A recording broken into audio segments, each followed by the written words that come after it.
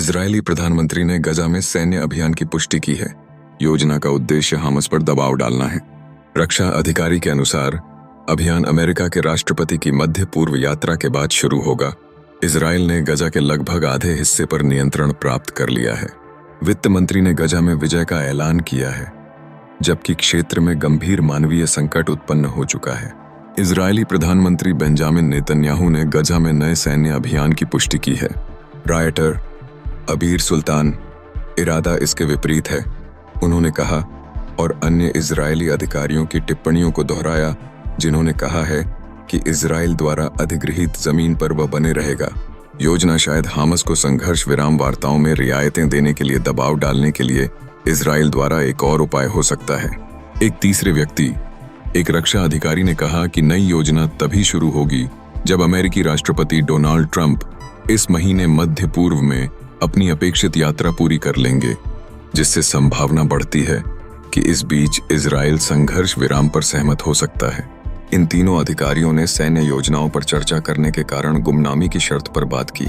Israel गजा का लगभग आधा हिस्सा नियंत्रित करता है। हम आखिरकार गजा पर विजय प्राप्त करने जा रहे हैं। हम अब कब्जा शब्द से नहीं डरते हैं, वित्त मंत्री बेजलेल स्मोट्रिच ने एक प्रो सेटलर कॉन्फ्रेंस में ऑनलाइन चर्चा में कहा। हम गजा पर विजय प्राप्त कर रहे हैं, इसे साफ कर रहे हैं। इजरायली टैंकों ने इजरायल गजा सीमा के पास ऑपरेशन किया। रायटर अमीर कोहेन। मार्च के मध्य में इजरायल ने हमास उग्रवादी समूह के साथ युद्ध विराम समाप्त करने के बाद इस क्षेत्र पर भीषण हमले किए हैं, जिसमें सैकड़ों लोग मारे गए हैं। इसने काफी बड़े इलाके पर कब्जा कर लिया है और अब गजा का लगभग 50% नियंत्रण में है। युद्ध विराम समाप्त होने से पहले इजरायल ने इस क्षेत्र को सभी मानवीय सहायता रोक दी थी, जिसमें भोजन, ईंधन और पानी शामिल हैं, जिससे ऐसा माना जा रहा है कि 19 महीनों के युद्ध में यह सबसे खराब मानवीय संकट है। यह तय है। इजरायल सहायता वितरण योजना के तहत सहायता वितरण करेगा।